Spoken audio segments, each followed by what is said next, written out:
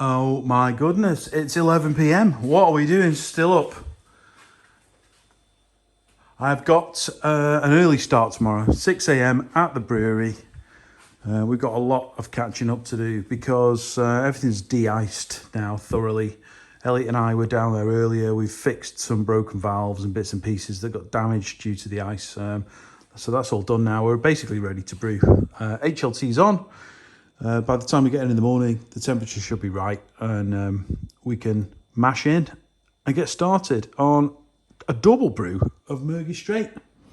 After that, got a few other bits to do. The two big boxes you see at the back there basically are underfloor heating mats, self-adhesive, and we're going to try a few little things with the fermenters to try and stop them from icing up. Additionally, we've got some yeast, got some hops and get a brewed. We're basically ready to go. So I'm going to go to bed. Next time you hear from me, I'll be at the brewery. See you in the morning. Good morning. That was a terrible night's sleep. Anyway, we're here. I've just had to clear a little bit of space for the pallet of grain, which is inbound as we speak. So I've cleared the usual spot for it there. It's getting a bit bonkers in here, guys, now, for space, but I'll show you. There's just no room for anything. Tap room? Where the hell am I going to put a tap room? Anyway, we'll work it out somehow. So I'm just getting this tank ready for the double Murgy. Mash is just about done now. I'm just going to check the gravity. That's just had a rinse. It was being caustic after we brewed last time, so I've just rinsed it through. And we're going to get some peracetic acid in it in a second, give it a good disinfect. So it's ready to receive the first turn of this brew. So we're currently about 8:30 a.m. Plan for today, as I said, is 2 Murgies. This is still full. It's going into them because I can now sanitize them. We're going to clean those two, rinse and disinfect, ready for Most and Dragon and another batch of stout. Good morning from the brewery and Merry Christmas. I had some of these boxes outside here and I used them to transport the spent grain after we've brewed down to Johnny's farm in Moston for the cows. It's part of their feed, and I've got no way of transporting them down because probably yesterday, maybe the day before, someone's nicked all my boxes that were stacked up here. But if you have a little look behind, you will see the CCTV cameras pointing right at them. So I'm about to go and have a look. But if you have borrowed them, if you want to bring them back, it would really help me. I'd appreciate it. Thank you. Merry Christmas.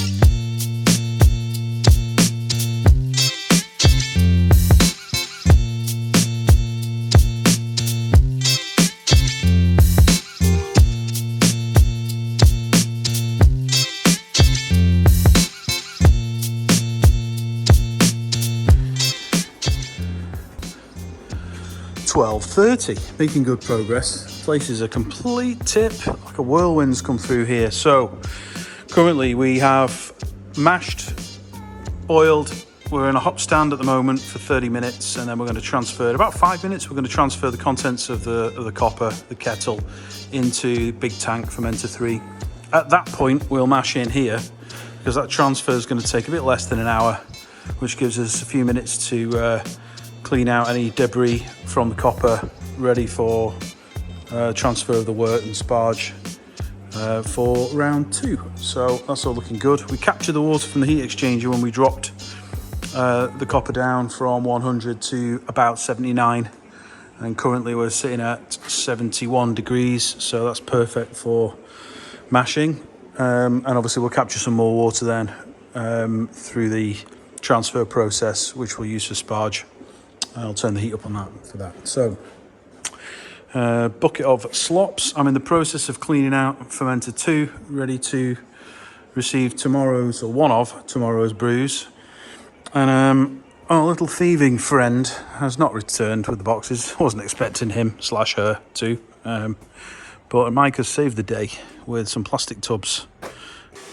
Transferring. Right, that's 2 brews down.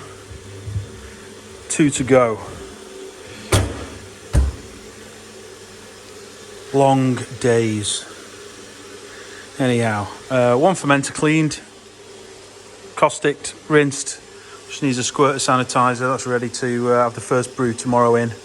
And then I'm still not racked this Get Lucky because I ran out of hoses. I was using the hose. I didn't realise I was using the hoses for brewing, and I need the same hoses for the cask rinser sanitizer thingy.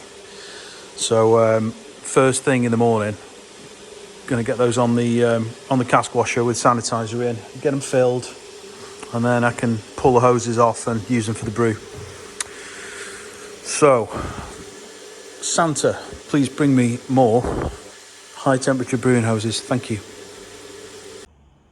Christmas Eve. Got a bit of a problem, guys. So, didn't film much the last couple of days. We were frantically trying to catch up from this frost that we had. 2 little issues. Where to start? Right. We did a double brew of Murgy into this tank. And I pitched it a little bit hotter, a little bit warmer than normal, on account of the cold weather, because of the lag. So we went at about 22 degrees. Then I hooked up the glycol circuit and turned it on, and this tank has burst. Not internally. The integrity of the tank itself is fine, but in the jacket of this tank, I'm assuming welded on or in a spiral or something, is a cooling circuit in the jacket between the 2 walls, and it's split obviously because it's pouring out of the back. So I've got no way to cool it.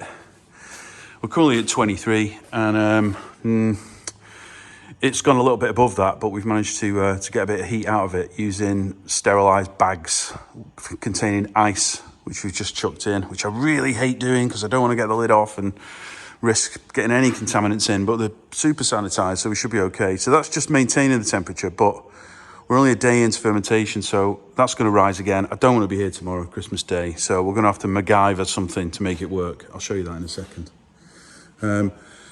I'll tell you about that tank later, but it's all right. I'm just looking at ways of applying some heat to it. We put a tank full of Moss and Dragon in that yesterday. It's not kicked off yet, so it's sitting about 18. So I'm hoping that's okay. Get Lucky in the keg, currently carbonating at about 12 psi, so they'll be done soon. So what are we going to do? Couple of options. One, I've got a spare pump on account of the head that we're going to pump out of. And I've just bought, and again, this is not a great idea, but I've just bought 10 metres of copper pipe, which I could fabricate some sort of immersion cooler to sit in. But from what I remember from my chemistry days, and additionally a conversation with Martin, the engineer that brews, yesterday, stainless steel plus copper plus acid equals giant battery. So, and obviously we need to keep those things separate from each other. So if we do use copper, it's going to have to not be in contact with the stainless steel somehow. The other option, I remembered, inside this remote cooler over here, originally inserted are these kind of cooling cassettes they drop in. and you push beer through them, which is immersed in the glycol bath.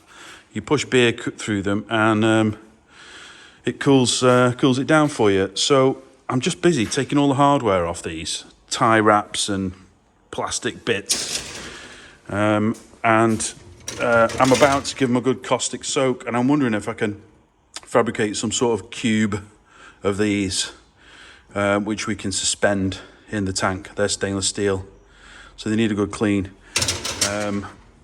Anyway, it's a nightmare because I really don't want to be dropping things into the beer, so rubber gloves at the ready.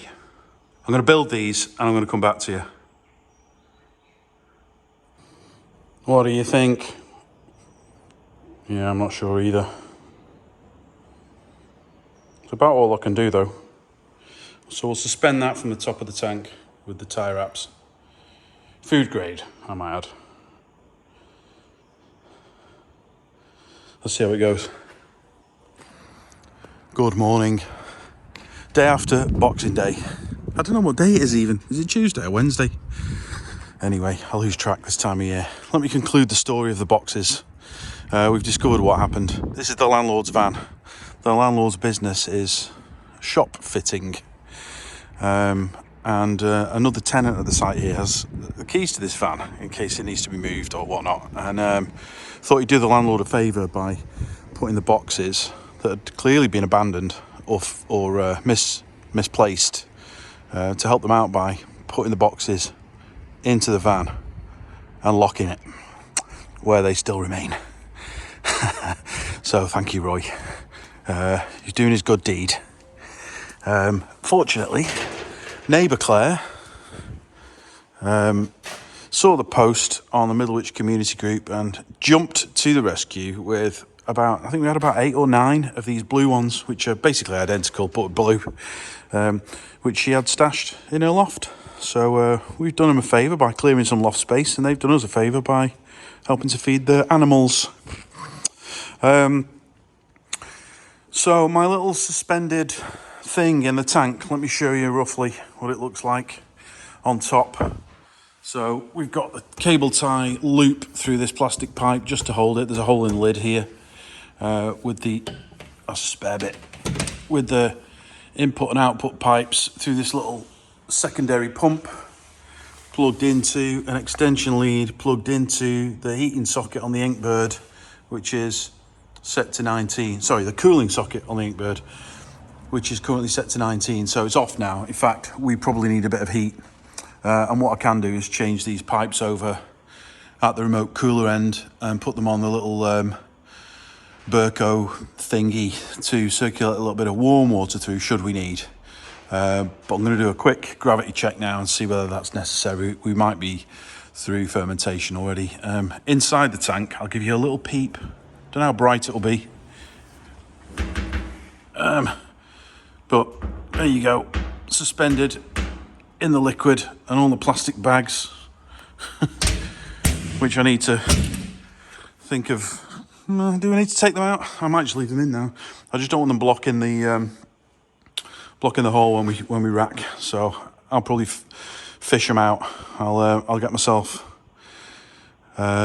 scrubbed up, operating theatre style, and we'll fish them out with some tongs or something. Meanwhile, over in tank 2, we've dropped a lot of heat as well. The tilt hydrometers, or the eye-spindle hydrometers, which are in these, were actually reading incorrectly. So the only value that they serve at the moment is just to let us know when fermentation is completed, not necessarily what the final gravity is. So I'm going to take them home today, or maybe I'll wait until I rack, and we'll calibrate those properly with sugar solution on the worktop in the kitchen. But either way, quick peep inside that one, and the Krausen's completely gone now. I think that's done. Looks done to me. We'll draw off a sample through the sample port, check the gravity in a minute, and the same over here. Let's see how close we are to where we need to be. So with sanitized hand, I've delicately removed the ice packs which were as sterile as I could get them, basically. So they've been fished out. It is 14 degrees in there right now, which is probably about right for the dry hop, and the timing works. Normally, as some people dry hop a little bit earlier, I tend to wait 5 days, which is now just for that fermentation to have just finished, which it has. So we'll get the dry hops in now. 1.2 kilos of Citra, about 800 grams of Talus.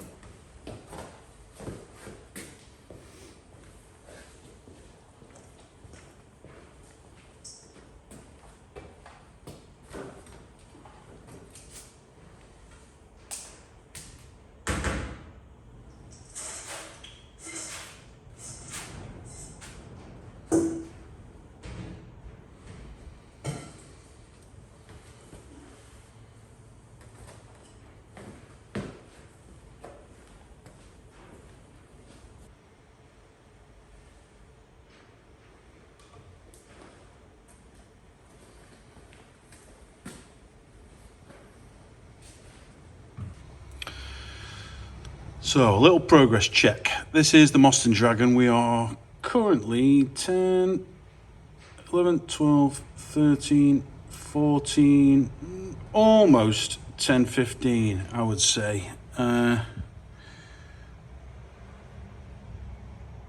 say that's bang on 15, actually.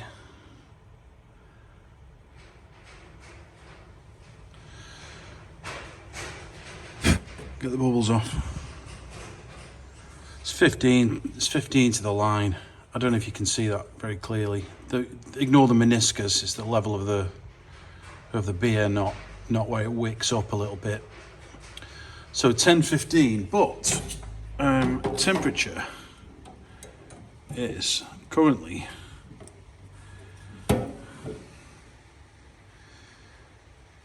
10 degrees dead. So if I do a little calculation, we can work out what it really is. So 10-15 at 10 degrees. I need my phone, which I'm filming on. So 1 second, please. So at 10 degrees with a hydrometer that's calibrated for 20 degrees Celsius, that's 1.0135. So a little bit still to go on that. So I'm going to get a little bit of gentle heat into it and try and get that fermentation just to finish off. It shouldn't normally finish that high. In fact, let me just check the recipe. I'm pretty sure we're looking at about 10, 12. I should know this really, shouldn't I? We are looking at a finish of, lower than that even, 9 to 10. So let's get that warmed up a little and restarted. A long time ago, I made this little box on the wall. Not Martin's box, the one below it. And the idea of that was for the Inkbird to be able to switch between hot coolant, wrong word, you know what I mean, a hot liquid to circulate through the tank jacket, or a cold one, using these solenoid valves to flip between the two. The problem with these is they got gummed up really quickly. And I was here so often clearing them out and trying to make things work that we just decided in the end to make a decision when we pitched whether we were likely to need to apply a bit of heat to the tank or a bit of cold to the tank, and then either use this or this and maybe pop down if we got it wrong. I'm down here all the time swapping them over. As you can see today, fermentation is not finished in this. There's a couple of points to go. We're down at 10 degrees, so it's too cold. Need to get a bit of warmth in there. So we'll just have to persist with this particular brew because I can't really move this tank now. I'd started to take the wood off it and I'm now struggling. I'm going to have to cut it or something. But this tank's empty.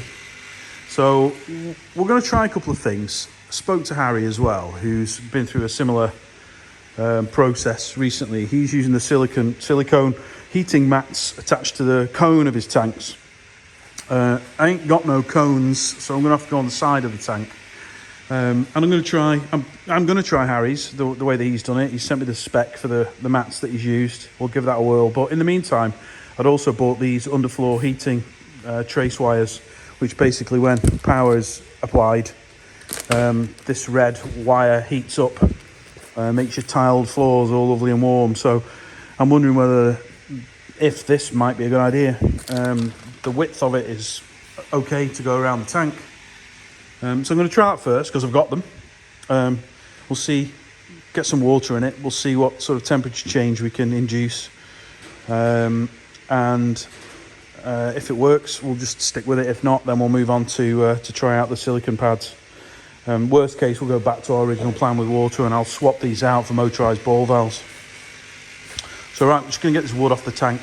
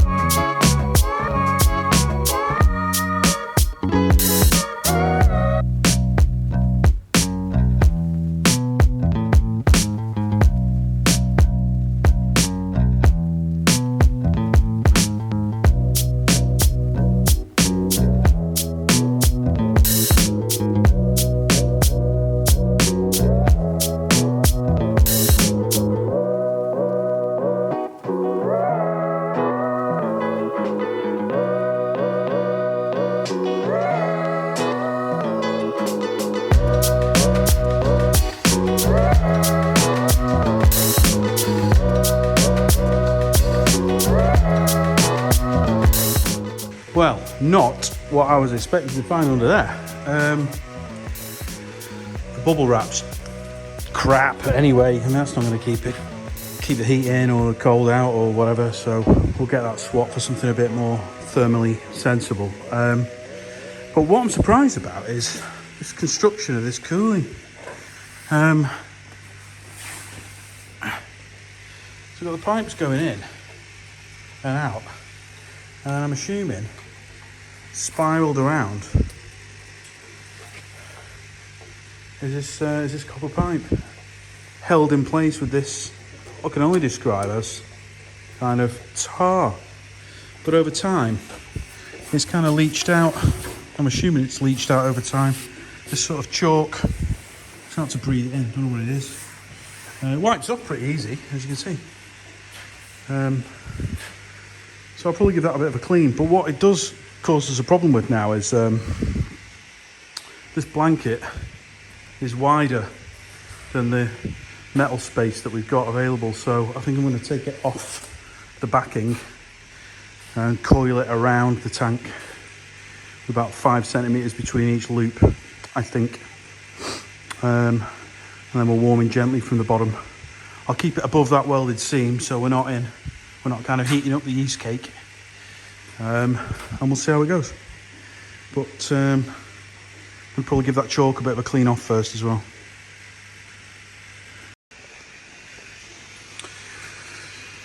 Right, fast forward a few minutes. Currently 12.3 in fermenter 2 due to the warm water circulating, so that's brought that up a couple of degrees.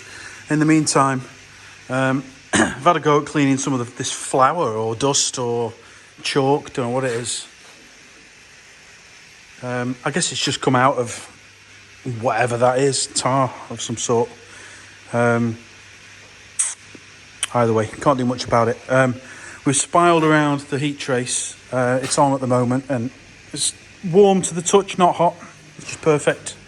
But we've got a gap now because I've taken that bubble wrap that they used to insulate it. I've taken that off. So I'm going to go get some foil based stuff now. If I can find a very thin king span, I might use that. If not, I'm going to use foil bubble wrap in its place, and we'll insulate well as high up as we can, get the wood back on properly, and then we can give her a test.